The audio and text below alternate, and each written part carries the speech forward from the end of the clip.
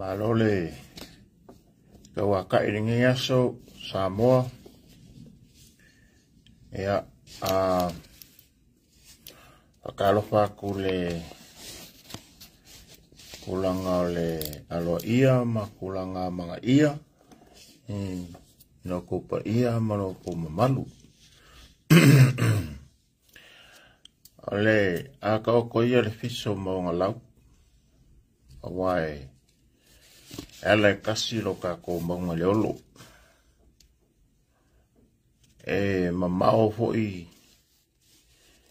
ia luma afrikele awai karanga ka le upenga upidi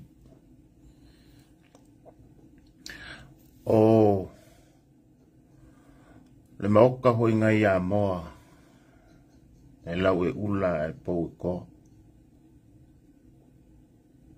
au le fale o pou mao kurukuru i kau a e wa so o nga kai aho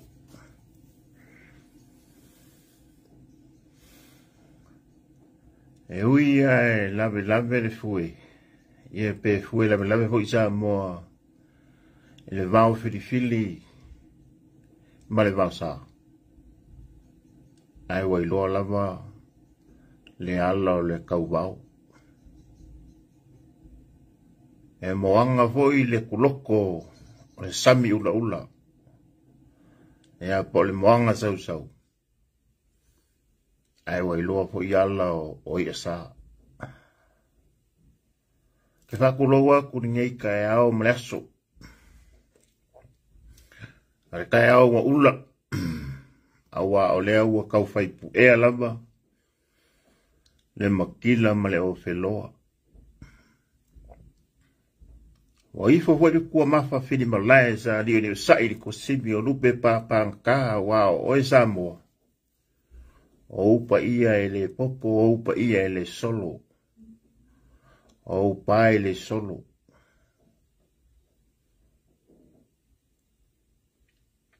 whakulonga e le kaukonga ala i sa a wale a kululunga ma le a kufulasa Samoa o le ai vivia o le makabalu ma le makaiva o le a pepele o basa sa fue le loa i le upenga filipa ala kele o nga kongu leo le kunguma moe fo i le ufu ko ale pai pai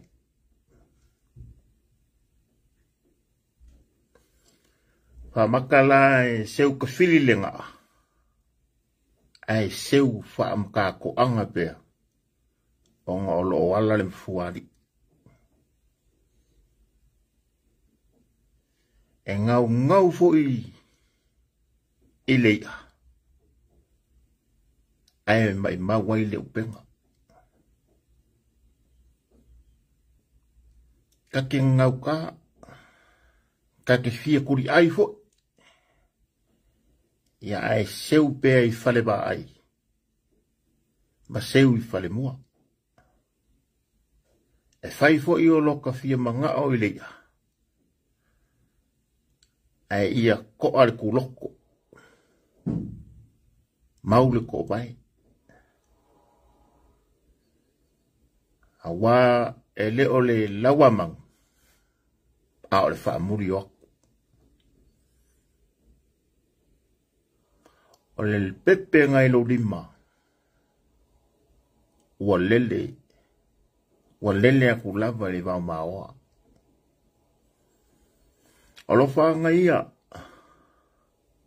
ore kai au mle aso fa pikoa ile ngai lau ki ngā uma o Samoa ave ia lo leo fa kauba fa do polu o finga o ke avakuai fa amanguyanga ke kele lava mo kou ki ngā uma lava o Samoa so se ki ngā ki ngā sefulu walu, ki ngā sefulu lima, e o ki ngā singa le lau wao, le inga I lau o ka maika. O ke whaamangu I aku, le asu sao ki ngā. A kalofa aku Fuatino Iosefa,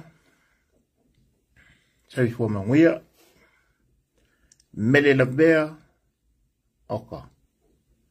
O le alawa fio mailangi sa kuala pe a ka Fuatino. Ka umailola mele la bea. E lua la bea, le la bea isa foku male la bea isa makau. Longo winga lai ka ngofa pea. Pakalofa ya iuli la bea. Ili ui. Ia po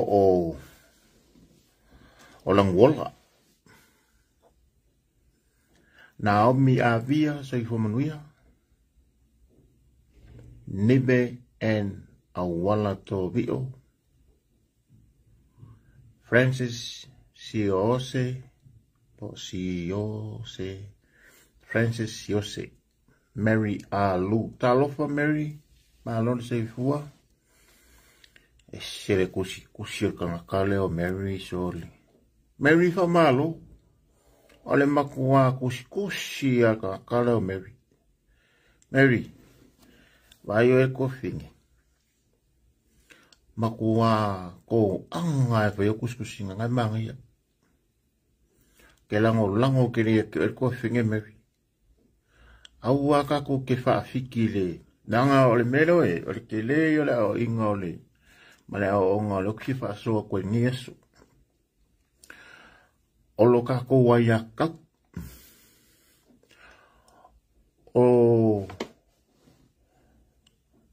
Olo kako whaafea ngai ke le ma. Mate kau whainga ole kako whainga malo. E mua la onga uwafea ngei. Isi whaafikai, wa lewa umanga usufia. Ia lapa o malo. E la ipa ia sa uo ole kung. Ia ole a ngonga. Awai. E ngonga pa ia ole kung. Pa ia sa uo ma pa ia lepo. I whale polo ko finga ia male lau lua. Ole ngafa. Kau whale polo male whale polunga. Ya ko muam pule ko au mala la kau a inga kai male pa afonki e ke ngange fo ile le pa faepa o ko o ma upu ya male mokkeli sala e fe isa sai moko kuila ya por moko salaya ya pa ia masangya pe ka upele ka u sa mole le ia wa umang kofi le ia umang aisa fafkai kele la mai fafenga kele anga I fafenga maula ko farkua ya po masiofo kau le langi o fasingo manga le ainga pa ia ya po le kama pa ia le ni e ala oko kalo ya mara oko ngaduen failea somleas ya wa imangu ya wasa mo molongo manga ya ma wao awa so swangi ki akong le au fai kalo le au fai lok mo moli ho la wa kai fat koa ida ngai lau ka mai ka Ila ko ngaluenga fai so, ngaluenga le kau kua. E ala ila o kou whakua in kausi o le fau kua. O le kau kua ngā ale inga ilau o kamaika. O le fau kua. Wha maa loi ki ngā umalawa.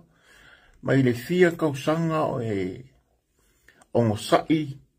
Ma e whaafea ngai ma le awhama ki munga ke kele o oso wha inga ma mafa le fili ma ki Apollo.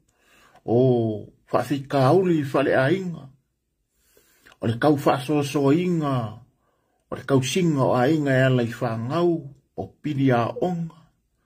O O le komwhaingo a onga I lava lama mako nginga. A kamo whainga o a onga e alai. I su enga ma le whauwhau kua inga o alam whangau ma le ki maka inga le upenga I kongo le ainga e alai whauwhau kua di ka maa. Le ngaka e le whakua a inga kausi a inga I mea kau kiuke.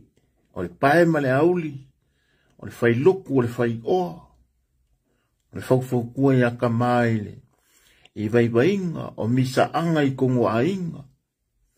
Whamalo ele lava upu e whamakala I le angongoa I o loko o lo whakinga. Whamangia kele lava mwhawhika yaku ya o kokinga. O kou ko mai ka I rekungu. I lo o kou anga le lofa. No kou anga le lei. Ia maolo kou whaapare pale molo lo kou lava ngā pakia. Lava ngā whakia. O whenga kāma ki ngā o ngei kausanga ua mamawai aku leo koko ka kou auria. Ia lea sa ki ngā lela asau ngi. Ia o sa afie singa mo o ngā lofa mo kou ki ngā whamangia kele le sa ki ngā. O wai le kua le ola ma le malosi whamangia ia o kou ki ngā. Ia o kou kama I kai uma o Samoa. Le ngā kau ki ngā. Ki ngā ngofu ko kasi, ki ngā ngofu ko lua, ki ngā ngofu ko kolu, sinko mana, ya, soro mana, mea umala, tina, ya, masos ko ngā ki ngā, ke ua le, langa ese ia position o ki ngā, ke ua misi aku isa u, whakarufa, ya, le reika ko o umai sos ko ngā ki ngā, ya, pe ngā. Ala ka ko me ime ngai ka kom ka upu fia ka ngoinga. Ka upu mua. O lo ku fisili le nganga. Po le hale me laku. O le mele laku. Iri ka ko pare menge man ka ko whainga malo. O le la ka ko wola vai ka ngoinga ka la kupi. La so dua fiku. O le masinga ngi. Le la ka ko ka ngoinga iri ka la kupi. Nongo winga. O le leo lava o oema. Na e alu malau whaipule. O lau whaipule. Mang kua mai le mera ngā wha mole Samoa. O lau whaipule. O lau leo le ngai kongo pan mengi. E alu lava la lau whaipule. E mo moli lau si ufonga. O lau leo. O lau voice. Nefe mai peke lo lau voice. E alu la lau whaipule. E mo moli lau voice. E kongo pan mengi.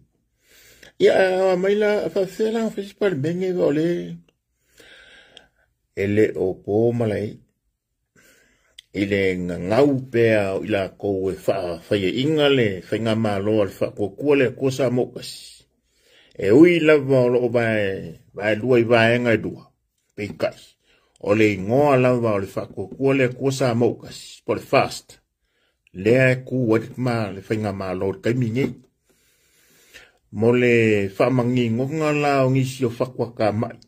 E ala lai whapea ai longa e kuse se whongo kanga le se kaimi whamavabe pe koe le fo ia I se lelei. Samoa o ke kaukingoa. E le o ia I se mea o ngai. Lai mausali il whongo whakalai malanga whafoenga le whongo.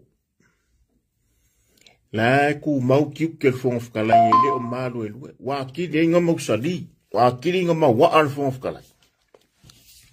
Awal mea mongi aia. Wa kale ne fiki a saidele. Wa le sao anga pulu. Wa pa masu. Pa ma pefua. So wa le pa. Wa le sau se afi ma walunga ma la vea ingisi. Enga pa e pi... pe pasi mai vole pom pasi ana pom wa sai lele kani wa wale nga wale flefu ole mela lela e di fomo al palmeng e usui ala solofiku le la fa il kala ngoi ngor kupe o mea lavange e kolu e fa ma fa inga kala kupe me momua me ai ole me ai tang ole ola e kakau mai kakau onga pasia kara kupi, onga o mea ai, o le ola. Nā mea uwhai ele mea ai. O mea ai, ke iwa sioki le suka, ke iwa sioki le supply o le moa, ke iwa sioki supply o essential food, me o essential needs o kangaka, mea ai, mo mea i kamiuma, wala o maka, o le alaisa, o le suka o vai moa, o kusa moa, mea ai wha penga. Ia, kono, ane sila mea longa lua e kaua inga pasia karakupe. O le soifua malolo inga, kako whane mai. Ia mawhai o ngā pasia karakupe, a wā kupe, kupe whaasafua, mō le whane mai. A wā ale eise whane mai. Ale eise sa plai o waila au, o kui, o konga whakinga, o le kongi ingo le au whainga ruenga. Wea a kua i Samoa. O lea, lava le mai a o le porokiki, ma le bevesiro ia ingei. Samoa malawa whonganga. Auke ke enga le bevesi. Ai auke fia. Ma ou lango inga. Le pāsia o le kalar kupi. O ke le fia i oe le pāsia o ngisi vaenga umar kalar kupi. Ai o mea ngai e kolu e kaua nga pāsia ai kalar kupi. Pe pāsia foi se paso. Se pāten pāt, se vaenga o kalar kupi. E faa mua ai le soifua ma le ola le akungu. Soifua oe ma. Soifua o kako kangaka. Aenga ngā ka wai ka unga pāsia karar kupe. Ele ole vaenga umar karar kupe kaunga pāsia. A wai ai vaenga ma ale maunga o ele kauinga pāsia isi vaenga o karar kupe. Nonga winga. Se vaenga o karar kupe. Lea o ke lango inga. O isi vaenga ka ua e kolu aia me o ke mo mia e pāsia. O onga. Auange i mo sia, maa a fia i mawhau ma le ola o inga o alo mwhanga. I ngei mea lama le bevesi porkiki. Leo kako ngau ka, leo kako ngau i le mangu malo ma le whaia inga ma lea. Po ai e ka kaunga i ai le malo a wai e kaunga le ai. E le sini angenenga. I le a fia o ka miki a onga, mawhangau malo mawhangau au. Ale mea ni ngā e kolu ai mea o ke mga o elenga o mga. Pāsiangi vaenga ka ua lava ia. Maise lava la mea e kolu. Mua o importation of food. Essential needs, essential food. Lua le soifua malolo inga. Health, ka ngā luenga o soifua maroro inga. Inga ia ngā lulu e pēr fō mai, inga ia ngā ioi pēr ka ngā luenga o soifua maroro inga. Ia iai pēr supply o waila au mafuala au. A wā le soifua o ka ngaka ola. Soifua le akungu. Kodu. Peiongo ka ua. O a ka koua o onga.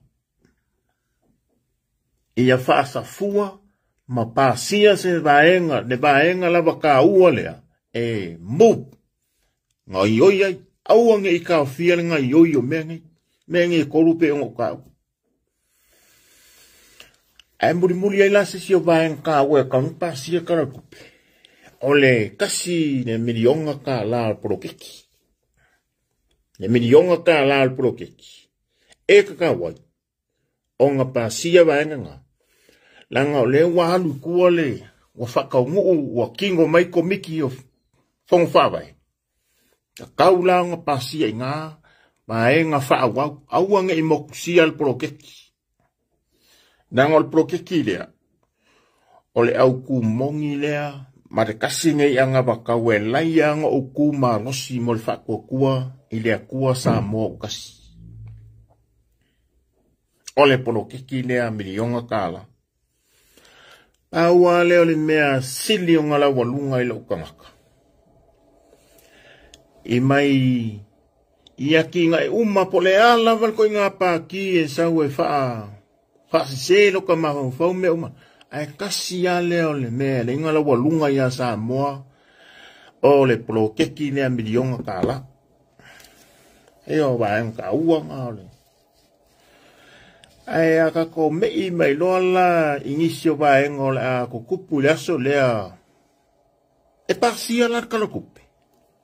Ai siri ngai kaunga kulai mai. O karikong. O le ai iai se ko whao mao. Ai sunga i lau ni al mali e koa. Ia male a fionga ka mai kai pare mia le whawa ea o fia me ngā omi. E pasi ai se. Pe pasi ai kara kupe po le a lava ai ia pasi a lava vaenga exili o ngā kaua. Auange i kū, auange i ngofu, auange i koa. Ne ngai ngoingo le aki nga e mise lava special meo essential needs. Essential needs. Nanga o le ola o kangaka. Hai fafa mai la malefisiri ke le lava. Ha makai. E ingi mea ongo kukupu i le aso leo le fongo le aso lua fiku, lua valu, lua iwa. Faile sisi ngā fua i le aso mua yungi, ko e oso le fongo wha wau o le kala laba le kupe ya yungi. A wawo ko le aso kolu, wha, lima, ongo, wai alu wa yala le kala kupe le kala ngō ingo le kala kupe. Awa e whai o longa whai kaunga mua, longa whai kaunga longa lua, longa whai kaunga longa kot. Wale, o le process leo kala kupe. Ea i le lua kolu vai asa o whai. Lua kolu vai asa o whai. Langa e kofula unga umakangaka. E lang kofula unga. Langa o le leo kako uma. Whai pule 5 sumarkasi. 5 sumarkasi i kumalo. 5 sumarkasi o kako leo. Sa whangai, konga karaku, ia le ko orua fo ile leo, pasengea, ngai ki ngāmang kamaika. Awala ngai 5 sumarkasi ku malo, e ka kau nga kau, sa whangao la ko leo, e te karar kupi. Ia ai, ila mafisiringa, make ise meong kupuai. Ole siringa, o se siri whainga ka o nga kati. Ano whainga kati. O ngā fuila o le whaava ai mane maka. I le kura whongo pe ale pasia karakupi. O ngā whaakali lola ia le dosu whai kula. Ea. Pe ale pasia ngar karakupi. E le pasia nor karakupi. Whaakali lola le dosu whai kula. Le lua su whanga o kula. Pe ale pasia karakupi. Ua pa u loa malea. Mani whai ngā malo. O ngā ti e nola i ana leaka. E le pāsia lor kalarkupe. Ti e no marika ko waka. E iei la le optional. A kua e lua mea. Kasi renga o bakua mua. Ia pāsia ngā o mene e kopa. Mea kau mafa, sau fua malolo inga, a onga. Pau popola ia i mali mea piko siri inga mangaya. Ne mini onga ka la prokeki. E o mea ngai wha, lea la walunga ia, ke awala wa ia. Wa ila, o ke le pule aku ila ua, aia kau, Ai whai ai alu, ai le pasia karakupi. Ya. Ele kari kongunga. Ele ise pao a kuila e pai sao mai kongu i.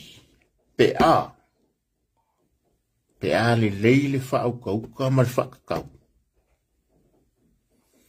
Ale ka mai kai pari mia o le whabae o ngā omi. Nā me konga whaia ngā omi konga lusu whai kula pe ale pa siar kana kupi. O ia, e ka kaunga kusi ne ao le malo.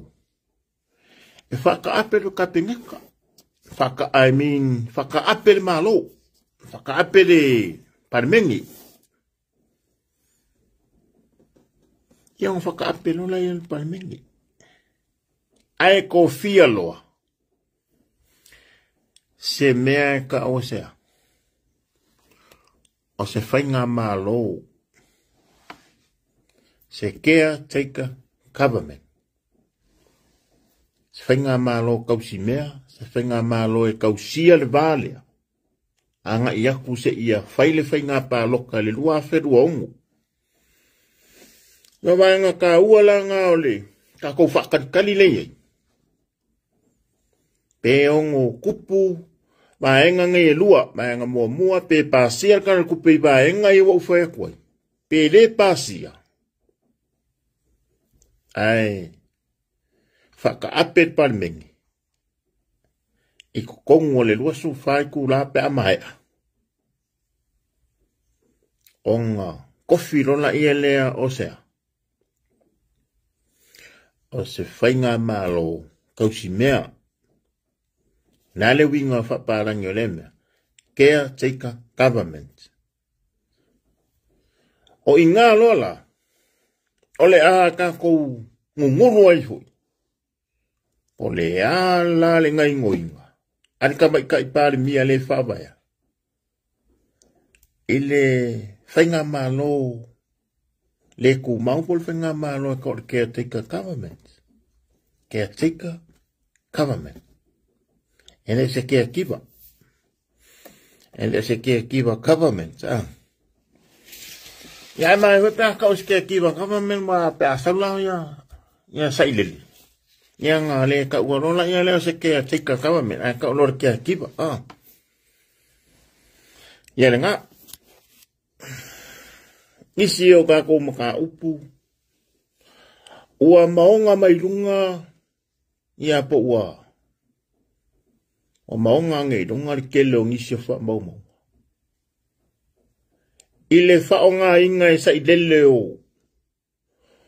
O le 4 milionga ka la sa whaalu e kukongi a ia lo ia mwha masingo mai whafo.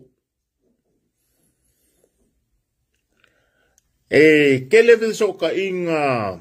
An koi inga leo sa ilele sa o nga ku siya ai se plan maua e kele. Nga fua ingai, longa malu si anga, mawhaku mawingai longa pawa, a vea mapare mia.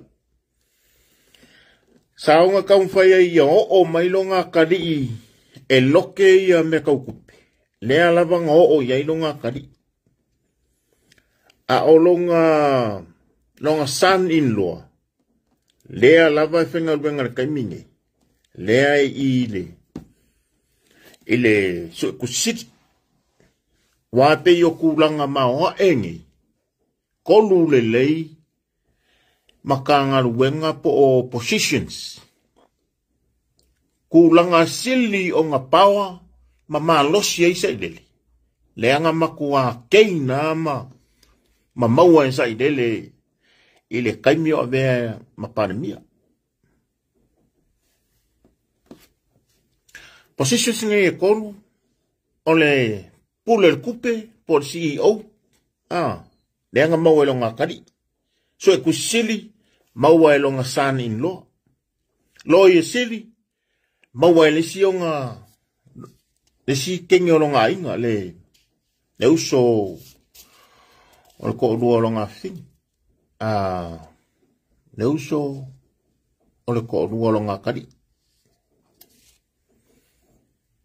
Ko vai maila, ako kilo la, sorry, ako makau mea la sa moa i lau whakufunganga ole ba ili, ma le makau ole fuele loa, ma le ba ili o mea whapengeri ko whamangi. Ka ko kilo la yele, ile malo si anga sa ya sa ideli, malo si anga la ngai kodu, o le CEO, o lo ngā kari, o le so kusili, Wai pe yosu kusini su ea malava kupe. Fao ngai makanga luenga wa onga. Fao ngai makanga luenga o whare mai. Fao ngai makanga luenga o leo leo. Fao ngai makanga luenga malava.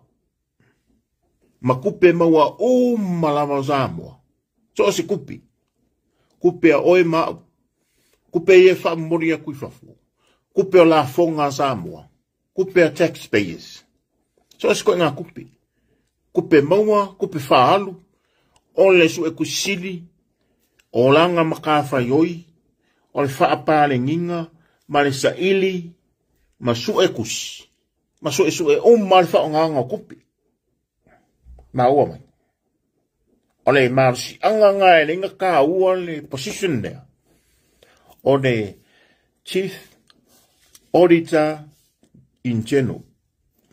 Chief Auditor in General. La le ingo le position. O le su kusidi. Le la e whenga wenga ia le fionga ia fui maongo. Camilo Afele. O le uso. O le sunga ia pari John Afele. E uso ia le sunga ia pari John Taimalelangi Afele. Ma le sunga ia o le afionga de ngafkasi ia fui maongo Camilo Afele. Oile ngo le kamalea. Fui maongo Camilo Afele. O le kamalea. O le kusidi. A le kusidi lea. E ngofo malea. Malea fingo kula e pasa ilele maniele ngoi. Ia. Usala o le son-in-law. Ai. Sa ilele. Ia le li leo Camilo Afele. Olonga san ia. Ia Oscar lea. Le suafa makai ia lea sio langi. Nganu male manga. Oscar Mariele ngoi.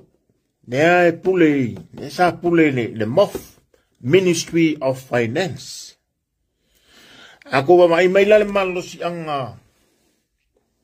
Opposition singe e lua. Fa popo i male loye sidi. O le loye sidi. O le mai kai le o ma reva peasants. Ia, al fanga umale asa ilele sa ia kongu le lokenga opposition singe ke o le loye sidi onga fa mo inga. Wa ave umai ele mawalunga o le whainga malo. Ile whaafoenga o le kula fongo. So o se ko inga kula fongo la vale malo. Ma le vava aia, ma le kausia, ma le puipuinga o le whainga malo. O le loia sili lava.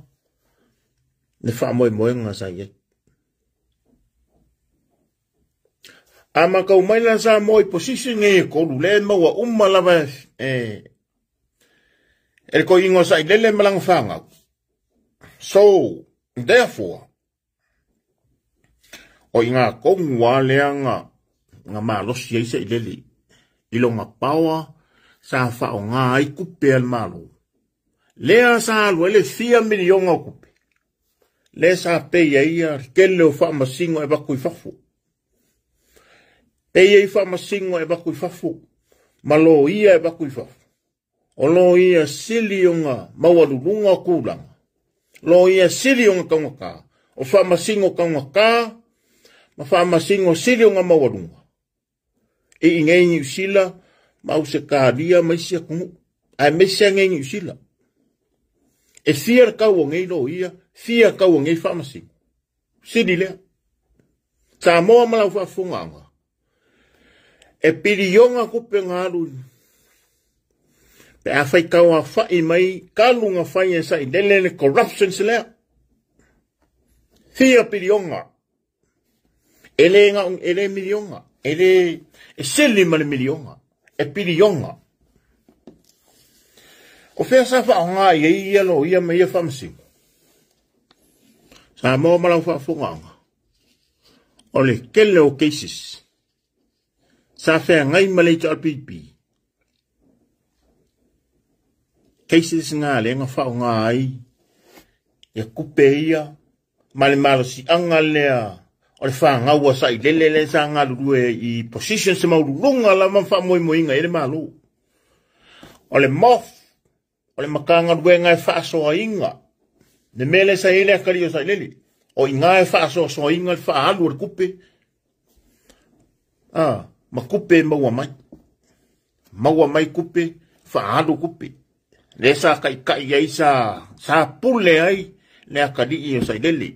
Kama Oscar. O le sua inga o kupe ia. Wai ese whaaruinga ma le pūlenga o kupe.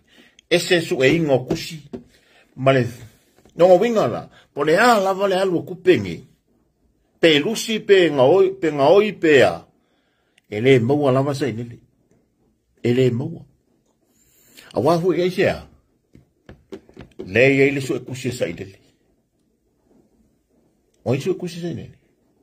O so kusi le so kusi al malo sa mo le kungu a ko o sa mo a ko le ia fele Camilo o Camilo a fele ala me sa fa nga zele ni sa fa nga I lo nga fingela ngola ngo fu mo nga fing sa treat as olang san eres orang san in lo pa sa fa nga ile paole e whaanga yoi uma I almano si anga le mga oisa lele. O le mga onga le self-interest. O le self-interest o koi inga leo sa lele. Lea sa whaanga I kangakangi. Ko mai loa la le whaanga ingo inga le kula songo. Ma le pu singa le mea. Mea mongi a sa mo kau kingo. Sa kuku fua le ofiso whamsingonga e. Le songa pawa. Nga wai mai eile lo la whaamasingo sili, ku lou lava lau a fionga se a kiu simakipu. Tai mai nga iaia, ia pāku kia wasu e ku lou suri maalo ma whaangau, ma e kingo ia pāku kia wasu e. Tai mai ilo ia, po poko maka mai o Samoa, peikai, e le I whaonga inga e sailili. Nare wingo lau kala. La ka kowo. Ka koa nga I le case ne sa fi nga waia. Ia le siva afi ma. Ma le oka. Ne oka lengi. Lan mea kupu le case le nga. Nga makua malolo ya maka kuwele. Ka fiki ele ne fengia kuila epa. Alal me sa vonga. Sa moa malau whafonga. Kei skongwa nga lenga. Nga kuma lo seifa walo ma. Ma kuala I o sefo pong fasio sa ko lua ilo ia sa whaongai. Kene ino pe sa ola kumkalanga lang o whamaumunga yo kalango ako. Ai whamaungia mengi lang o le sa uwhenga duenga. Ai koi check the balance of what I'm calling. It's game. Aula wadi ia ko dua le sai. Fa walo Harry sister. Ma le di ile o sui pal mi ngile fionga ya kwala konfasio. Ala wadi ia ko dua. Leanga makwa kumaros. E fail fa masingonga lea sa suwa ye. E de sibafi le malo Samoa. Lenga su waile malo le sa ya ile pal mia le kuila epsa le le chapipi. Kai mila yang su wai. Onga ua remove fa malosi le si bafi mai long ngofanga sa ya. Onga kulanga fa porkiki. Ole mela saku. Ngalu koe apidi. E ui ngā sao maile ya le whamasingo ngā sao maile. I longa whai unga mua malo ea ia. Ea ngā se meha pēr. A ole whangai ngoinga umauka ngaka sa whai whamasingo ngā lea. Olo ia ma whamasingo kaunga kā. Tini yon kaunga. Nenga mako hiafu. Ai ngā whaia inga mamau. Makua whaia inga leanga. Ole si whamasingonga makau kia. Whamasingonga sunga la uli al maria ko. O le ngā whamasingonga o loi maka malingi male o onga. Ese a konu se lau luas pulmon kupu cases. Morianga whaasanga lauri al mariako. O le ale prosito sei. Whawhenga whainga whamasingo. Sa moa male whawhunganga. Ngā makua o le whamasingo ngā mua le sa moa koa kalunga o wala ma o maka le history o sa moa. Whamasingo ngā mua le ya sa moa koa. Whamasingo ngā sunga lauri al mariako. Koru se lau lua spulmangu. Ia koru se lau lua fiku. Sa o mai o pea se o fikas. But e koru se lau mongu. O I konguanga makua kele le kupe alu wale malo. Kupe kako. Onga le whainga le whamasingonga lea. O ke le whaiaku la nge ke wawe se inga o mkalanga. Wa alu kupe malo onga le keisa lauri. Lauri al manetoa. Nea ele o lauri nga mga ole. Nea ele o lauri nga alu eri kupe. Ele yalu kupe onga o lauri. Nga alu kupe. Onga ole mga onga saideli. E ko kongi ai lo ia saideli. Ko kongi ia nga lo ia mga whaamasingo e bakui fafu. Inga ia whaia inga le sunga i lauri al marieko.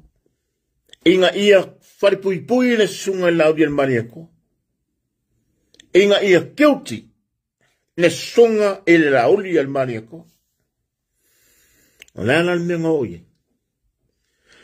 O le mea sili ni kako ka ua ni kako whaasoa ni kaya. O le wha mangingo inga. O le corruption ke lele sai kongo le kula fongu. Pe o le au ku monginga kako whaasoa ni yaso. O le ke le o le corruptions. Lea sa ko kongu o kula fongu sa pasia. Ma wha o ngā inga. Ma wha mo moe. I le self-interest. Arika maloa sa wālea ngā oi o sa ileli. Ai kalo whai le ngau ka. Kalo whai. Lai mea ngā oi. Uma le sea le I guilty. Ele I guilty le sunga I lau ni al maneko. Ele I se wha maunginga. E pelo ma morianga ngai. O morianga whafaku ma ngai. O skama I mea. Whapopo. Lea ngā ho o le koru se laumongu. Whafonga le isa mo le makau ki o le mea. E mai kau maila I ngei mea umam whainga ngonga umangi. Ngā maile whamasingo ngā mua.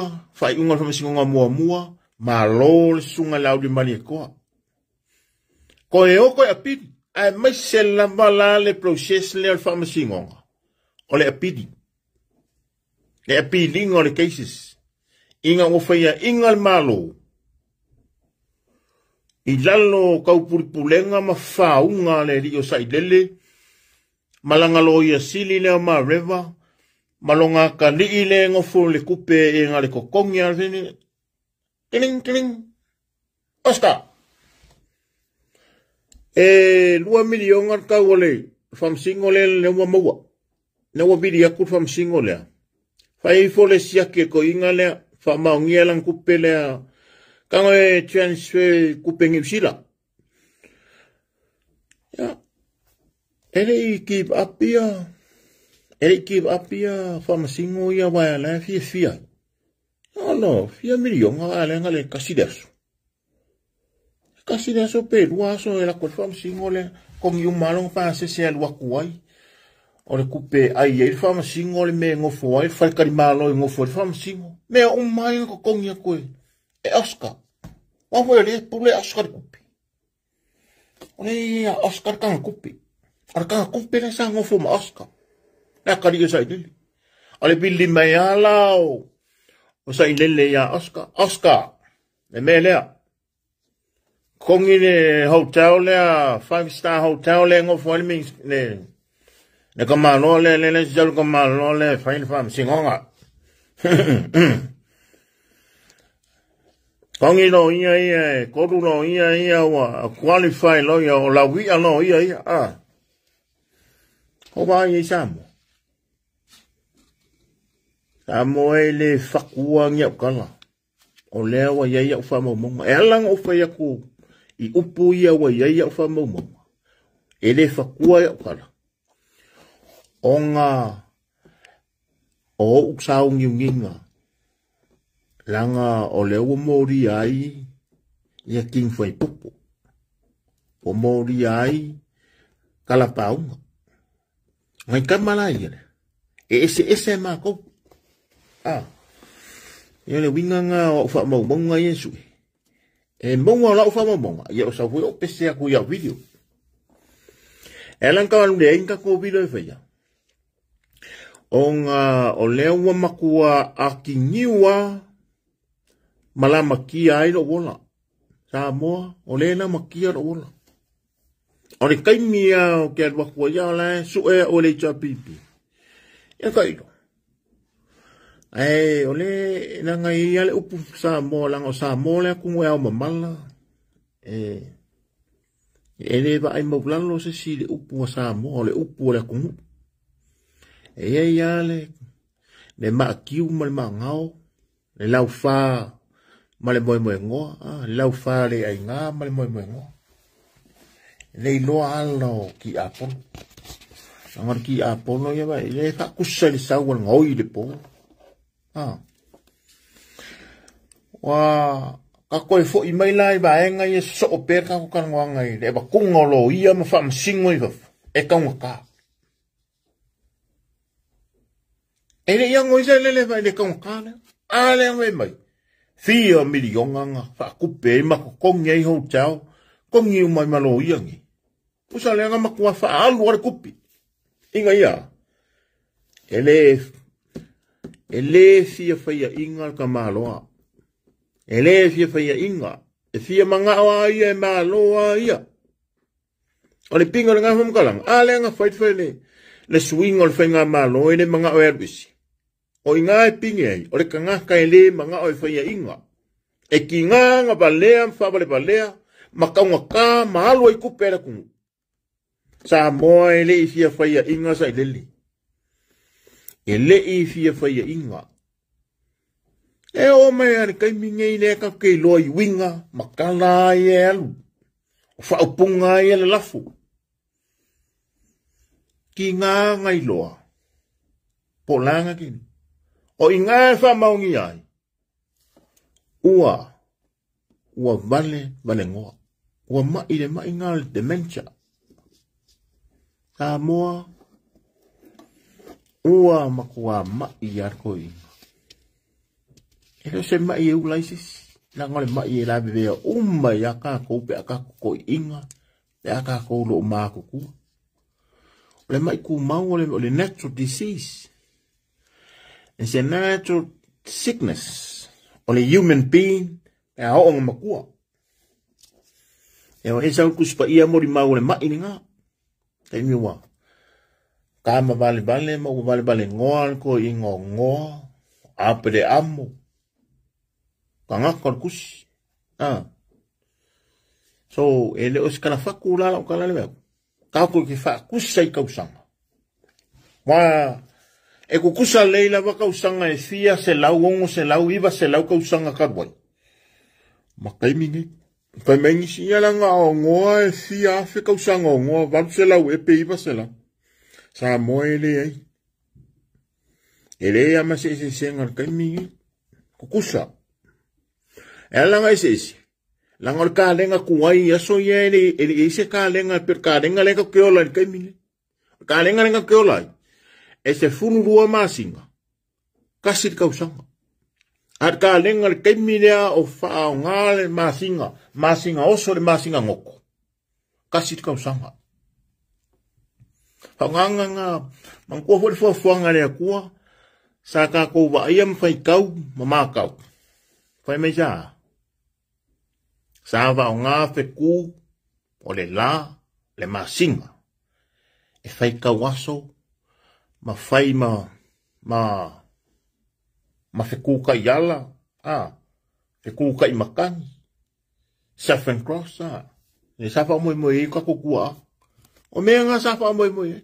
Safa moi kaungo aso. Kaungo masinga. Kausanga. Ia a ole bei temirangi. A whaakusara se fururua masinga. Masinga oso mara masinga ngoko. Se fururua foi masinga. Ire kausanga e kasi. Kaimingai. Mai kaimire ole kakalenga lea. Are kalenga kuai. E se fururua masinga. I mean, e kasi de masinga oso ire masinga ua ngoko. Kasi kausanga. Rai nganga pa aia masinga makalonga kausanga. Rai kuanga umba. Kasi kausanga. A whakusala ia kako. Kusala se fururua ngao. O masinga. Wako a kasi ngā kako kausanga. Ang kako wola mai le kalenga lea safa o ngai. E mose apere amo ngoa ma le waenga ia. Ape nge wako ol ka i fase lau kako kausanga. Wa ule whako a fasu banua kausanga. A whakele la sulua. E se mea ole ongo se lau o kausanga leo e. Ole lima se lau. Na kai de ongo se lau. E fua la te minga bale ngoa i ko ingo apera. Mei la bale ngoa le wo ye sai deli. Na le mero sai deli. Ua dementia. Ora influences my impacts. Ore ma idea. Ia ngā ko ke soi fua mo ko wola mo ko mai kau. Ai a ko ngo sakfa mangaku le a ko la ngonga ai me sao. Ore ma idea. I refused. Totally refused. E oi au ka ko ki ngā makua.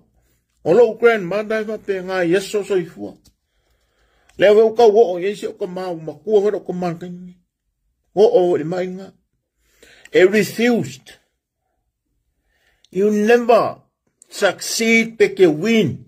And you never win. Iro ki ngā malo makua kausi. Asia. Sawala ko sao. Sawala ko sao. You never. E ke le mawhainga e mangu malo I lau ka mā kausi. Malo ki ngā kausi. Kua asing singa. E wā maka kule. O isi ka ngaka e kua a makua e a makan te mencha kule ongo spuru. Ongo lea. E ia fia ngā wawi ma fau a me sea ka ngaka ngā ola mai de kele o whaafika au. Kele o mai o kingo. Kele o le pressure. Kele o emotional.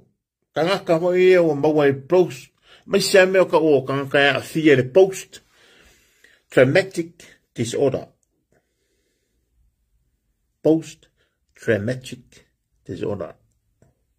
Nanga mea post-traumatic disorder. Ole trauma. Ole trauma zanga. Ole trauma ninga.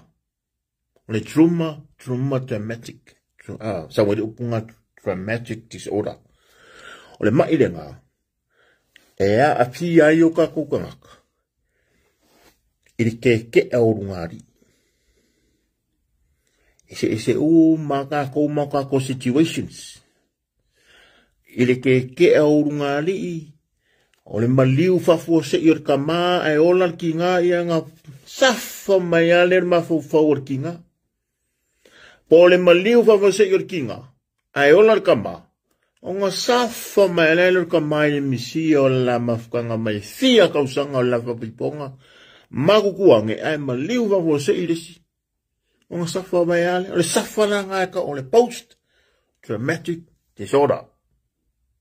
Ma ua mai sa mua family mori. Ole si afianga, ole si mai e ika ngaka.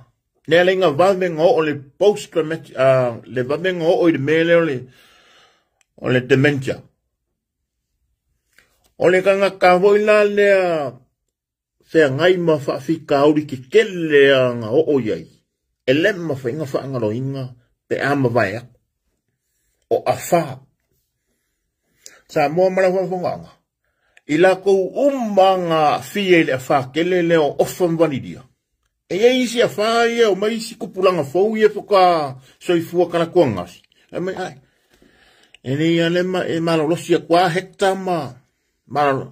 Ole ki ngai o ka ringa ngā whamkalanga. O wai a hekta ngei am kana kuangasi. Isi a whaia. Le kai fe salia a wha ke tele. Ma o makamaka le history o le wha o le ongongo. O makamaka o le history o le wha o le kasivalu. Iba ba? Langa o le story. O makamaka i lako effects, influences, o a fianga le sisi o manga makangaka. E le ai lava se a wha siri o ngā ke lero ngā fianga. E le wha le ofa malia. E awa e tapo. So o kausanga. Tapo mai ka mai so o mai a pese tapo tui. Iba sepulma iba kasi. Kasi la nga afianga. E afia i mawhau ma vave tementa ai kangaka.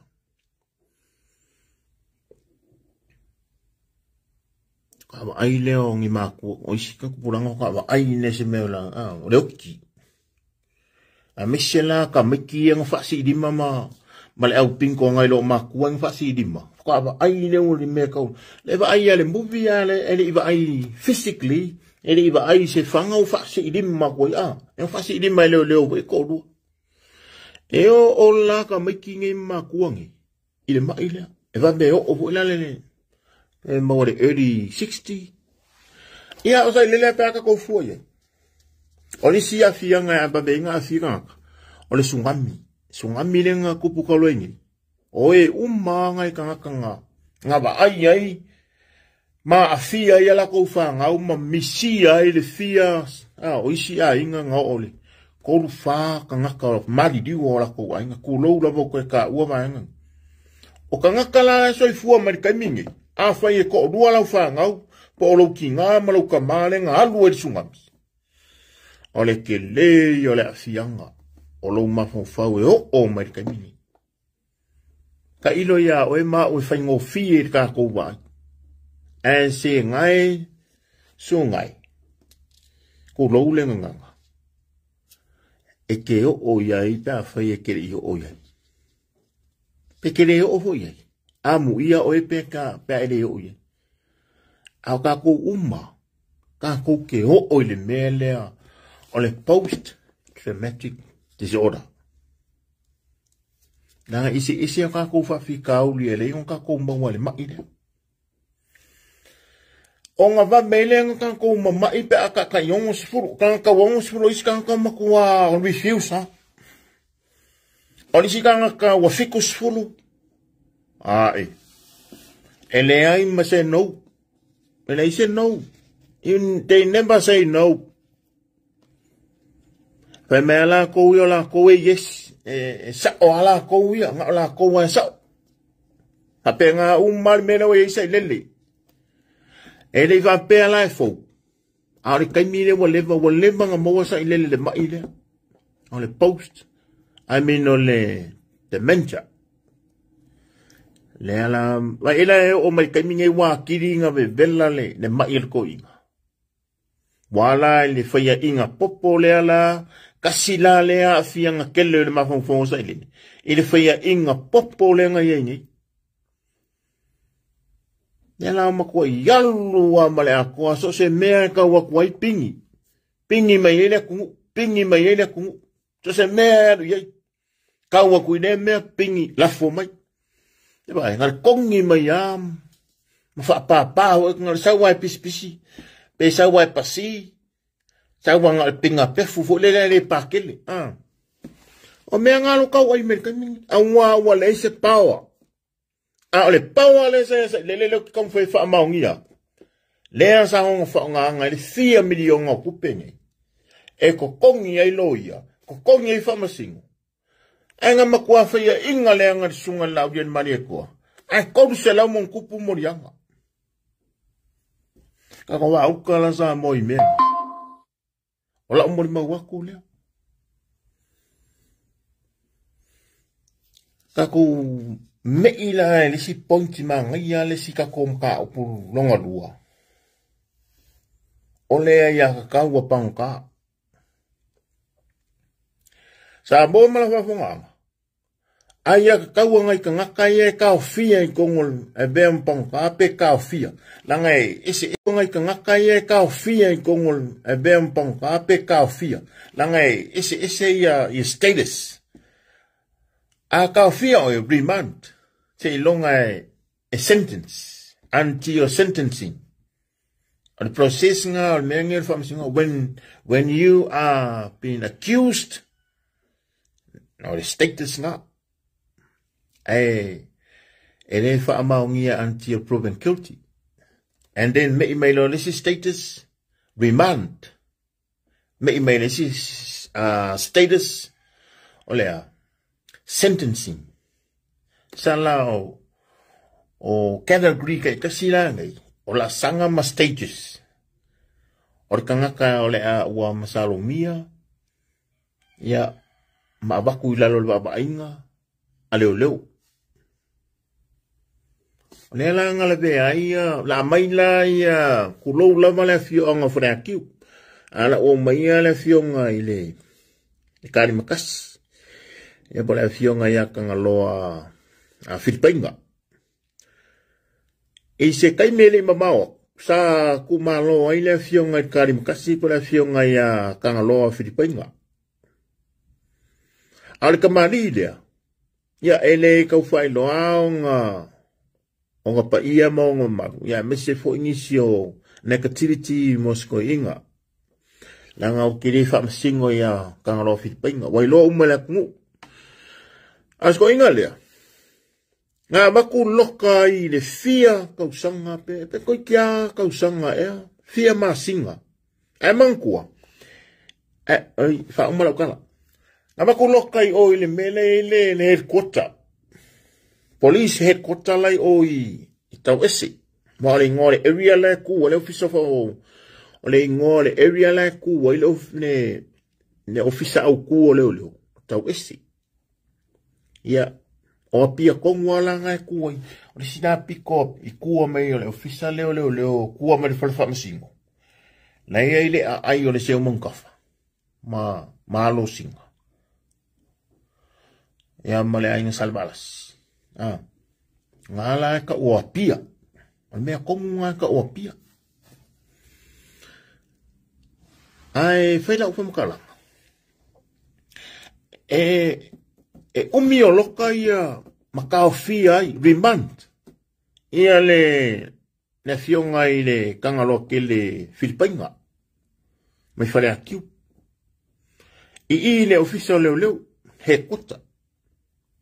Sa amela le keis numa le whamsingonga. Onga wa afia masakia ya kawale. Ale sunga ya Filipina. Ole mea la maria I. Sa fi ngauni ya lo ia. Ma mai ai le whakongunga le whamsingonga. E soli kula fongu. Le whai unga a leo ia. Au kaiminga. O mingi skao leo ia. Ia sai lele maria le ngoi. Onga koe whai ai la ia leo le si whamasingonga. Me silanga whamasingonga. Ngā anu ai fwoi 4 milionga. Ile konginga le koe apiringa e Loia City. I lalo le whakongunga sai lele. Bala au le Loia City. Whaonga mai lo malo si wha Loia City. E apiri e whamasingonga lea. O leo wa saule, wa manga al whamasingo. Leo wa mai whai unga al whamasingonga. Al whamasingo ma leo fisa whamasingonga. E soli kula fongo. Wa aafia aya kakau. Filipina. Nanga ele se whare pui le me lea. Mankua kongu o leo fisa leo. Avea uma leo. E iai lava le sela leo I kua. E kongwa o fisei duma. Ya wa almela we ngeri falela. E whanga whalua la. Al whare whaura wa e. Almea ia mea kua isa mako e. Sa ele sela I kua. Naka le whare piriaki. A duma mai ele pit. Lea whaonga ele ofisi kuainga. Lea whaonga ele victim support. Sa more victim support. Ngala sa mako ia ia o leo. Kaimia o leo. ole melanga ka ole sela leo ele o se fat pui la al fai unga al fa masingonga ma lo ia sa kuku mo Filipinga wa afia ya ka mo Filipinga ai a mai ma fau al pare mia o ia le meng ska leo fai mai longa ma fau fa vale bale fa masingo ai mai o kwala lau ke lo ko sa mo e mori mau kuskala lai au e se kuskala e mori mau kuskala langi ke le soma o sorry langi wo ka walo so langi ke le soma nganu fa interview sa ile le mele asa mai sa ile ele anga ulu lo ia ele anga ulu fa msingonga ma fai fa msingonga Filipinga le fa mai sorry kula fongo le mele ka o fi official le fa mai ele ka kungo sa ile o fa pui ale mele ave mele le fai unga fam singonga le ai le osfat pui le ukai ka fai ngaka ai minga ele si fiar fal pui oi ikang malala ero ai singe ya ka mai case e kasiri ka ngaka a ole loko wa kuave vela le loko ko inga le ika de mele wa mai fam singo fai mai wala lau wal fa bare bale o lo ia le fa case le age lo ka ki o lo ia le ka mai no kasi lo ia ke le fia ka ko so o ngola ko kamari anga ni ke wa fia na o ke lo fa lo ia ia no fu suan ka ku le bala lau ko inga le bale o ngai lo ia nga ma ko kongi mai fa masingo ale ka unga ka le fa masingo nga baku ngei au kilangi manisi fa masingo baku wering kongi malo ia nga baku wengi kai minga o fa ngale upu fo le kai me o yele queen QC wa le wo yele king na le wo swing yele king na o ka wole le initiating le initial corner molo ia mo lungangi le o ka ngei o King's Council a ka milanga o yele Queen's Council po QC ama o ia lo ia ko ka ngai ni sila ma fa masingo vili lo ia sai le ya ma river basin ei ko e kolo le mele ko e pili le mele ne lang ko e pili ele fa masingonga ia mai lo mal fai malo le self interest patalo vatu o fionga to ali tet steni o fionga to filau patalo vatu isi awo pele le fotino komti ya por fionga ya fio komti o no o malo la yo tatu faso ile mene nga abe lo Filipinga yukai ka faingaka si ya o nga ko sifi lo o kang malala le nga maliu mai lo la yo le sko ingo kang lo sa kari makas Filipinga me fala ki kulole na fianga mga ainga e kau yepe le nga wa kau e wa maliu fai fo isi sensitive ko inga upue I mean le fa nga fu o ngo kanaka but elang o maya le fo yo ke fa ku lo le va fero mo le referencing as a reference fa ma ngi ia o mo ma ngi ba so therefore ngamang malo ia sa ile lang self interest ne mo longa power sa fa nga ila ba ia o yo parmia ia le lo ye sili so e ku sili ya fui maungo Camilo ia malonga kali io o Oscar le sapu le akupe fa so soinga le sai ole mof Ministry of Finance so therefore the kafa konu le mal si angal fanga o sai deli mai ma river so ku sidi o man ke mingi fi million akupe ngadwe Fingo me nge le mimi longa mal fa nga le power lo yisi so le winga a ko mal angola fa so ngi yesu only corruptions for justice. Corruptions for justice. Fa'ala kua mole amiton. Mole fam sinon kong. Mole amikong. Social justice. Mole justice. Why nga il me ka ole social justice. Yai ho me ka ole justice. Ba nga se category e lua.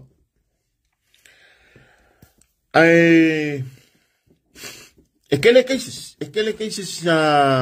pe fue la cases le vale o le su kusiri ya su ari mongi ata le fue nga ma fa ya inga malo si ai ya la nga kai mi ole ko le ya to filau to lo ke le fi kala uaya nga wa fa si mama o ku menga o sa ilele au ku o mengi so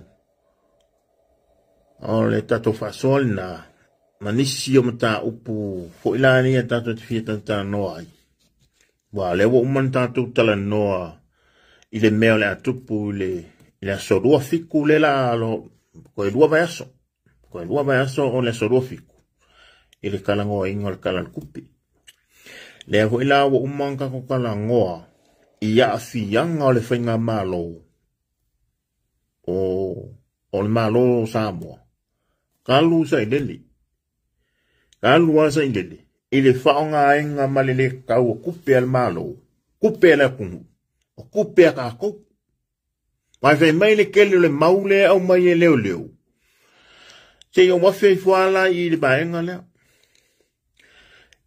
si o le malo a misi leo o kelo le leia leo ye ela lafi mai kua o fake pages kele fake pages ye la lafi leo Lela o mai fo le au ke lo langa detective ke le lo mafofo. Ya wa ngai kamiki nge i de bang le ele mamango me o iema kulo wala le nganga ku sa. Ai ri pe fo pa o le palau le nga ko o le official le. Ya la fo.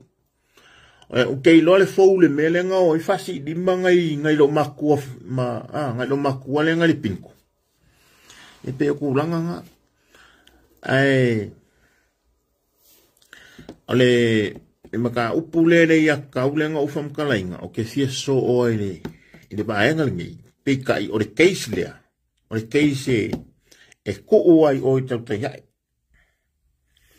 ngole ko fale be malai ya male sunga ya kuris por la fionga ya como fongo fonki o la ua mal ko fai be malai o la ua o nganga le case le Sam awa uia nga ia ba ngo ke o yo ke karkala ngoi ala ngo le case a ko la o ngai kama ngai uso fa la uia ka ko ele me ko pa ia i le case le nga si ba nga la kiki le i de mafua anga wala inga nga ummi o koso le mele wale nga ummi o remand ya le uso ya Sam mangkua mai sa mo mala fa funga le case le ngo bakua ka luenga o Filipina le nga ummi fo io ku le wo mo fam kalenga e fa penga le motive le fa nga le o mo kamili mangkua mai sa mo ele o ese leo ele o ese ko akele o ngisi on the public servants kanga kwenga luenga malo mai ipule anga kuwaia le ta pipi la alu waya peila le mele ke le ngere fianga leo kom singa mangisi o ele o uma danga fo ma leo ya makofukusi ai o ka sange my cousins e ko wo cousins e ko lo fiselo yo kile ka ko wa ele fi ka wo ka sange nge la nga afiera ko ngol but e me ngai sia wo leo le mo ka ngo nga le alo lo fa mai leo le la nga leo le li pokia mai ke le fam kalang Ya mi se fo ilang ke le lo ma fo fa le se. So therefore la nena mai ne case le mafuanga le melenga remand umi fo nga nga remand ne ia foi Filipina ko kusa le leia ma mele o kupungi ya sam ele ko kusa e fa pe ko kusa ia cases le ai ese que le se senga cases nge ko ke le ia ele kusa a ole mele ko kusa ole upule nga fa isa ilele ele ai se ai ya kakau a se panka ole opurunga ua makua subristoa mamaua ai ko kongo faku leo ua makua molu ale upulensa ilele alu waku wa ile mafu le leo malkom singo leo awa pa au longo itingo Filipo mamonga lisa marikenge hole leo o efo yala o ba yo sa oro fo ide ile o Samuel lule af masang ale yako sa oro fo ya pe o ba fo pe o ka por kia mai yang fa unga yuka ang fa pe is kan ka le ang wa molu mai me yo upu ya sa ile upu ya sa ile ole panka ele ai sanga ya ka ko fa ko la sa mo le wo ko ko ma fu ai le inga minga remand ele leo ma ka fia leo sam le ngala nga so leo kuno ele va pela wo ubakua ongo Sofia silima Sofia ilo le ai nango levongo il public servants sa o mkanga renga o learning survey me leo ma abe courses NUS malo courses NUS fa o degree so lo fa ya onga o mo veango so lo ni sila so ngi sila fa ya onga tanga lo college de kasika usanga o manga o alo ko ya onga le MSK ya mo fengal benga ya ele o kom foi kalangi kala anga fale onga but me reference inga ia fa maungia o fam kalanga but only so ka inga mangai friends ia help me ile mafu anga lenga onga ole upulea wa umanga koko faku hola ale fa maungia o fam kalanga lenga sa ngo ya ile pale mia leo o fia mea fia me ho la lea ngaomi pa mea fia me ngaomi o le faku wa ola le faku o kawa sei o nga ai se a wole mpenga sei ya sa mo mala fa fonga ua ola ai kongu elongi na awenga elo mala au fuele lo na au maka upole ku e kai wa ola ifa leo le upule la wa ya leo nanga ye le upunga ngofoya ai pe ole lu au ai la malonga kavale fu le foyo ole foyo la lenga fa ofu ai e sai dele lu au le ole lu au fa mele le kala le au ku ola kala ko ve ole lu au le fa upuinga ole lu au nga fa sai dele ole a le upu le ngo ve ko nge ele ai se ai ya kakau ale panka wakau ele lofo isa le fa senga category pe yung o amaka ko fa so le point le accused remand sentencing accused remand sentencing or sentencing o le kele kuri ngā ka o le sentencing. Ngā ka o ka ka o pangka. Ka o mau mai Samoa. Samoa, e lewa lea o ka kukangaka. Kele le au lau wa vale lea mai ngai le pipi o mai la lau mai au fwe me o kwa vale balea. E si uso le la alu ngai le kari o ai masu le ni no fiti. Ia congratulations fiti. Nanga e ke wa fa peo ke ka loko vale ya oi. O le uso lea. Nga ma vasenga i ukale NUS. E mori maula le uso lea sa. I mea ka wa o onga. Ia kea. Ia wa menga ka o reference. Sikanga ka mori mau mea ka wa o onga. Le so kongwa le nga ma vasenga le NUS. Ai le la sa fa le nga mai ka ko va nga fa kua le kua sa maukas. So mo se fa sa onga o upunga la fo le uso le fa me ba le ka nga ko le fast. Ya uso. Ya o ke ka ngo ko fa fo uma kwa upu fa o ya o malu e failo ka manga ngo manga solid kula fo.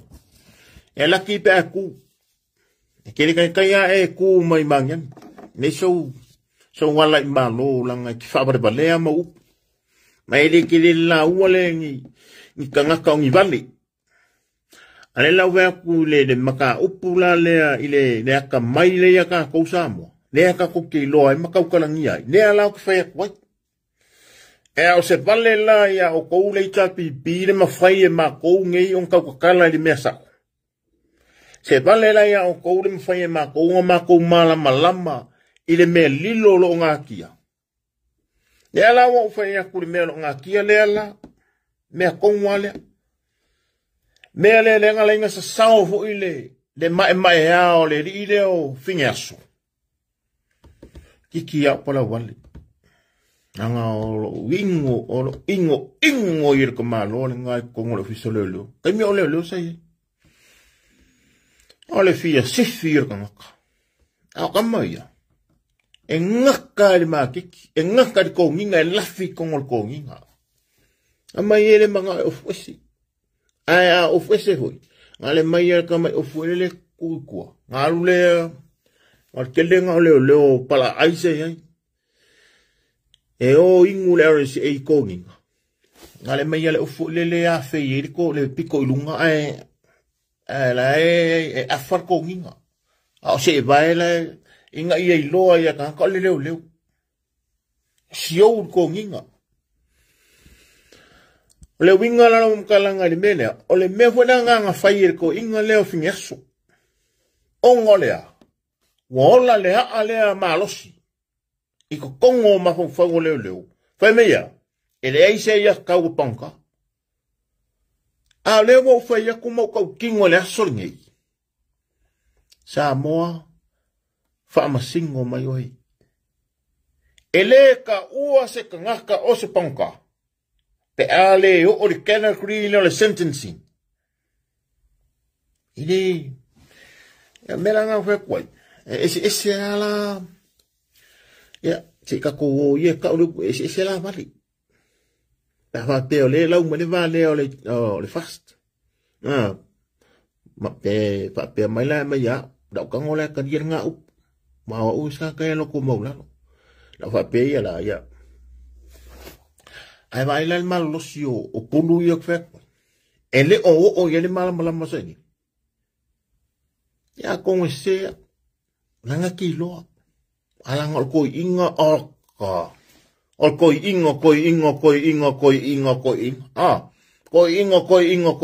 pilo kulo me al pelo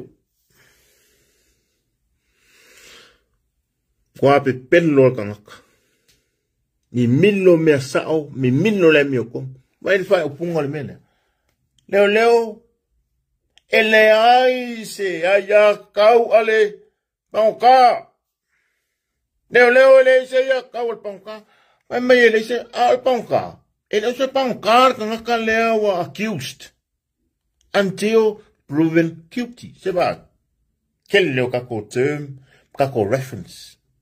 Ta ma ngi ya kako kala ni ba.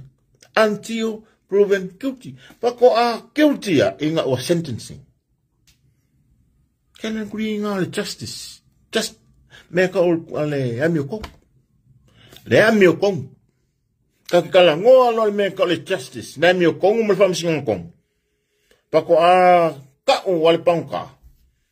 Inga ua sentencing. Ale upula sentencing. Inga ua halu. Ua maulia ua wha maungia. Ua kaza malamuri mulia. Ua whane pui pui. Ka ura ka le pangka. Ale mena ka fia ka ngaka. La ve ma Samuel. Samuel, le ire o ngā kong. Le ka o le remand.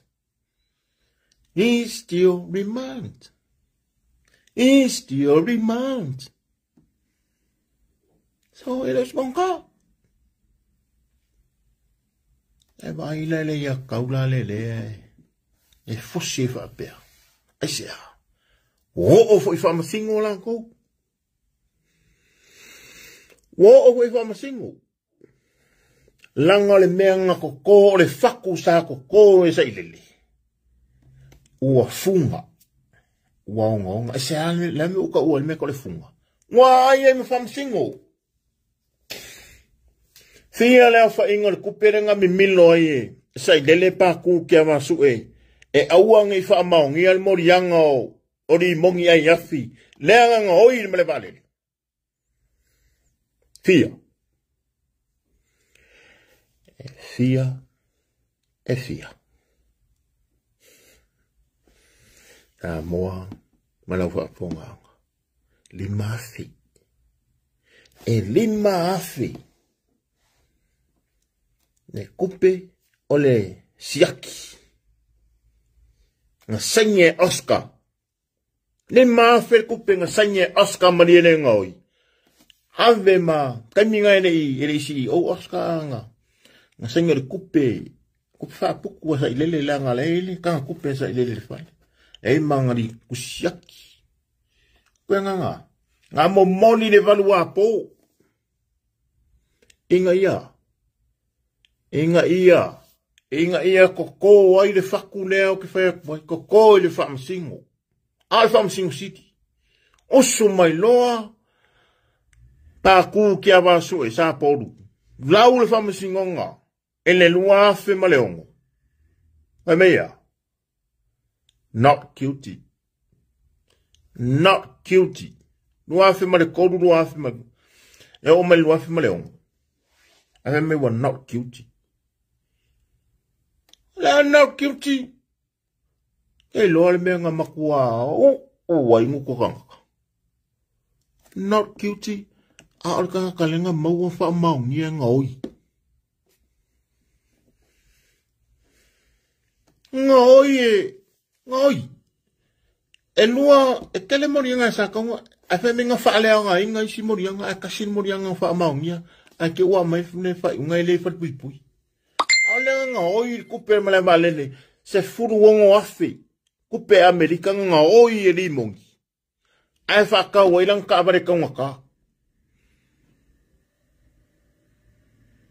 ola sa moile le maka uki ole me e nga oi e limongi ni kupe le male malele fa ka wailang ai nga ke lo sa moi mali o lai pentin le fai unga le ilawa ole case la bonga na ole menga kupel nga kupule lua fe mareko ai laule unga lua fe mareo ai kupule menga ai ko ile pe ko e penga makau rape penga ko pa mal su penga kon so maile ofu le ko wa ku de lima me menga kupu kongole ole papu le pare e pia na wele ngole pale sa ka ole Otto Street.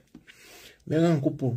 Ele kenge fenga lunga fa finge, fenga lunga ile UNDP in Macau, United Nations Development Program. O la nga le weno wa. Ale UNDP, for the United Nations Development Program. UNDP. United Nations Development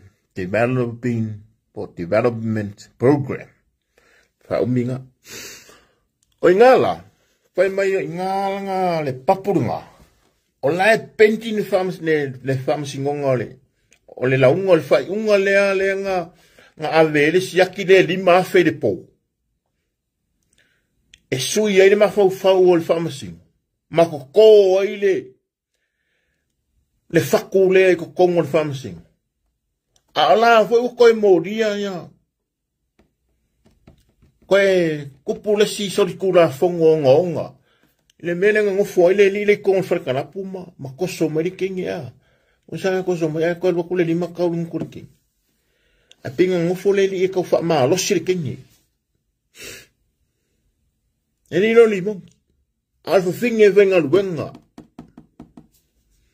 e kongo le na fing sa mo ya la le va kuale ngo le fing o ngō lo pui longa ainga.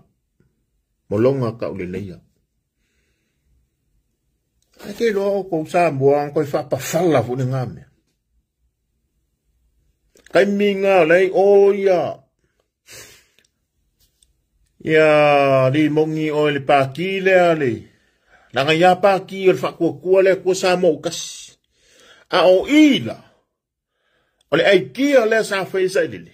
Inga ia faya inga ia au wanya I koe kuya le kaukua pati inga ia koso maeri mong le lang sa we lo limong ko fa fonga la kaukonga limong inga sa fai kongol palming ngare kasiar kanga le ngo sau I le chal pipi ngao na sai le ko fonga la sa olo fom kala ngale fa ko malak mon ngare kasiar kanga le ngo sau kongol kongole ol palmengenge o kele isau o se chal pipi ngau sau ole kama po papa stui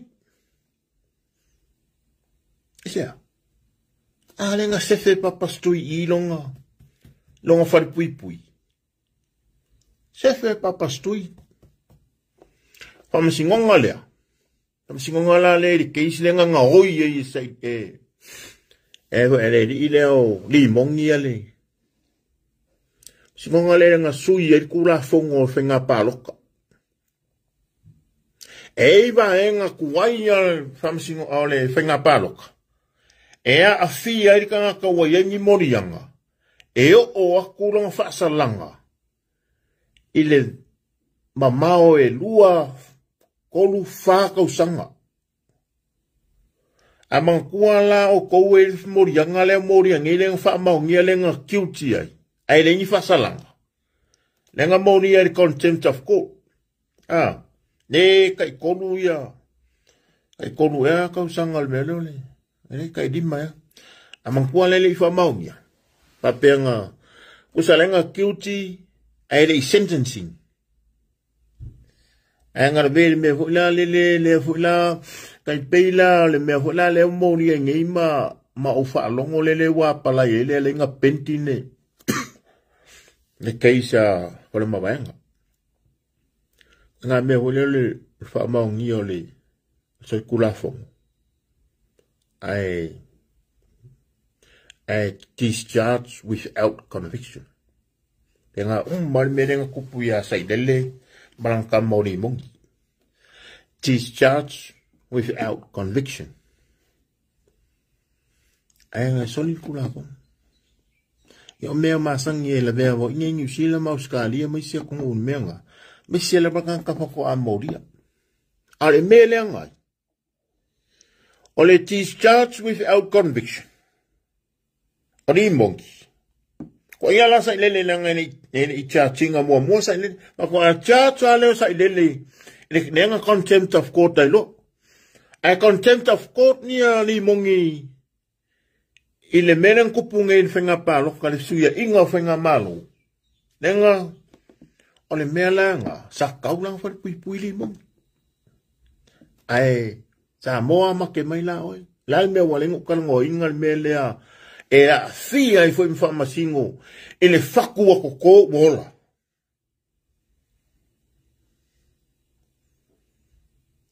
la me le ngoka uol melea ole fu e a fia I fama singo ala le mele le wo ko te mingi fa maungi ya kala e lole fa masingo sa ka ngori fel la ko ba ai kai minenga ka ele sa malam foi mai ele ngi fa salanga sa ilele mai mani mongi ai ge loko oi fa masingo fai ele ngi fa masingo sa mo am singo palang ia mo uru foi ioi e oi fa masingo nga aku ngengi sila wo masang yai aja le faku wola na le faku le pride faku nga wo pride wo umanga pride avele sa pride mala makanga la fam kalanga ile ka ko lai ba ko ngi le ngo fa kwai fia milionga yang ko kongi mai e fa masingo ma no ia ba kungi e fa ele keiso la uli kai mianga nga makakele mai le pride pinga e sai lele malanga ba enga le langa fa ngawe koko leanga ye uma kongo le ofiso onga wenga kele manga wenga fa kongo ngar feo ingo kupe mar kulafong lo ye senior mareva Camilo siku siri por silo el kupe longa kari Camilo ngale pawa mare marusi anga le fa nga saba dingo me manga oise di ne manga ka vale le me right by fam singo e la kuna fam singo le faile case le contempt of court wa ola fo de fakule le fa ko nga makala u la u kala nganga le ponchi le kala ngoi le mele le nga uminga remand sam ole ale mele kom foi fa pulupula ole faku wala kongo leo Mola kongo fam singo. Pemea. Ele ai se yang kau ale pangka. Mori mau mai langi ke soma. Langi ke soma ngalu fa interview. Lai lalo le kilipire ngo bakuanga nela. Fakan ngonga langi ke soma ya. Na kilipi muli ale nga ba ko ila post muli ai lunga ka ko Facebook fakan nga lang ke soma le lang ka o kingo ise le ile kelle o fa masingonga nga fai ele ofisa fa masingonga ma fa masingo malo ia sambo afemia ele ai se fai unga nga sao nga ko e fai ma fa nga ile power lawyer city o ma river prison Makoya piri umma yar kelo famsingonga nga fayet famsingonga. Ba vea mamangu lo ai sa ilele male cha pipi. Ko va fonga mela sa mo kelo meangi.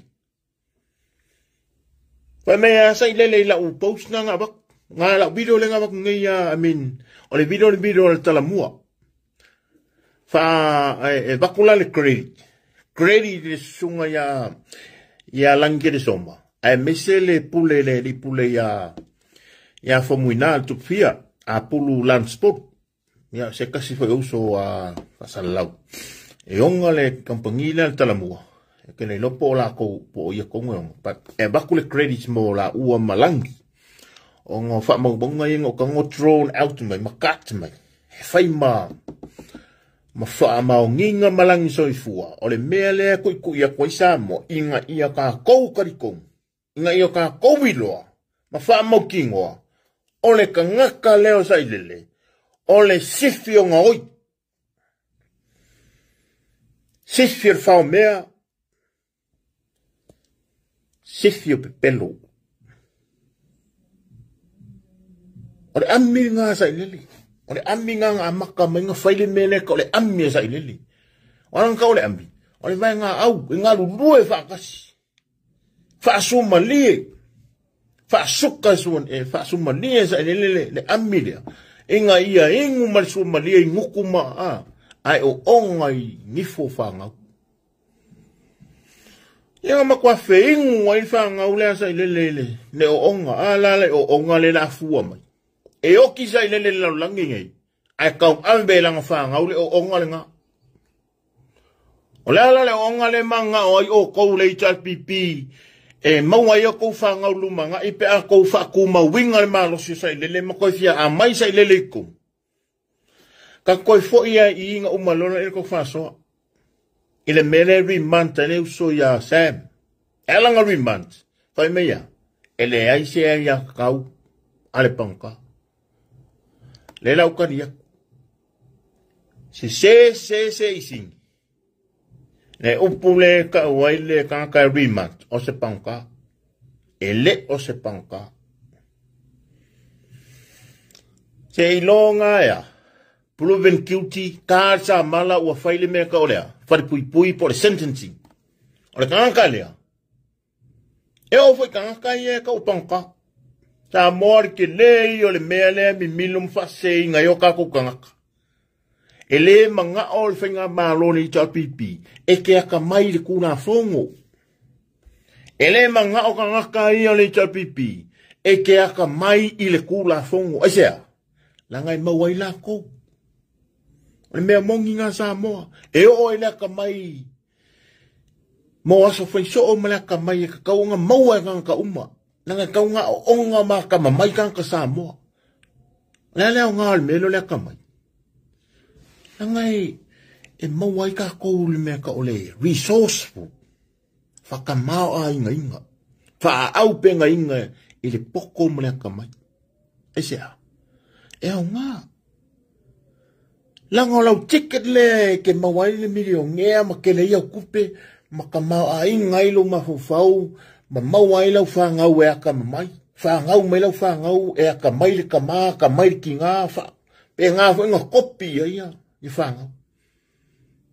E lau le wa mele kari ka maa. Sori aka mai e so ki ngā. Aka mai e so.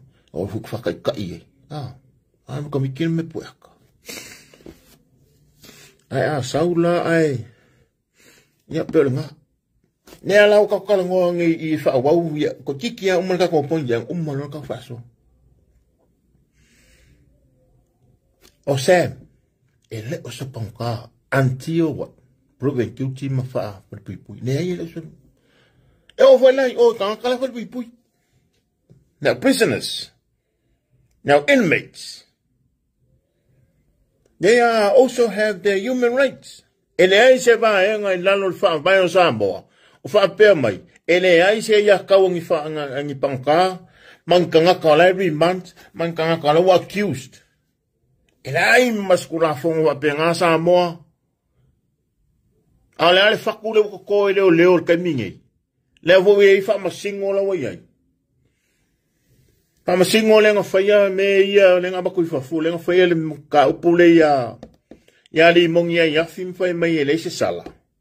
Sa kaunga sala. Sa kaunga sala li mongi ia aisea. Nanga le taimine anga whape le whai mai le ngi sala la ua le contempt of court. Sa kaunga sala li mongi aisea nga mua mauria. Le se senga ri mongi le menanga charged without conviction ai di mongi. Le a ko ese se le asi ka kalangoa le se senga ri mongi fana mabenga. E le I molia mua. Ne la yo ngo laki fana mabenga. E laki me le sfa fa pui. Langa o kula fongoa ia. It is charged without conviction. O de credit lenga. Mori kangaka whako a mauria. A o le se senga langa whanama bainga. Mani mongi. Nga mauria mua ne nga oi le sfuruongo afe Amerika whakau elang ka avale. Koe mauria e leo. An ke o whapawhala le bribe. Nga o la wari o li mongi masai le bribe leo. Inga ia am ese le morianga longa lua. O le ngofo makau wha malosi makau assault. Me ko le sexual assault. O le kamaika I whenga ruenga a le United Nations Development Program. UNDP le makau. E se senga ngao li mongi. So, o leo ke whaia ku I le whinga winga le media. Sa ka kaunga. Ta kaunga fai fa salanga sa kaunga fa pui e lola ni mongi awa olenga charge mo mua. Mangkual me lenga credit kanga kau foko a charge pe yo fole mabayanga. Onga ele I charge nga mua. E si senga la nga mali mele. Ai se al me walenga le kupur mele le kufinga wakoi. Wala le faku. Mo ai fa masingo yo ku ngilang umasangi. Wa kwa fa masingo wa ilol me kang fa. Sia kele mane. Fainga gwenga ni sila esa fa masingo esa loya sidi. Esa loya. Aile ole milionga per kupere milionga le. Ele kasiri kula ai milionga ka la le ka. Langa fia pilionga kupenga ngoko Samoa. Ile wako fa masingo fa. Wako mano ye fa. E me mi lo le amio kong.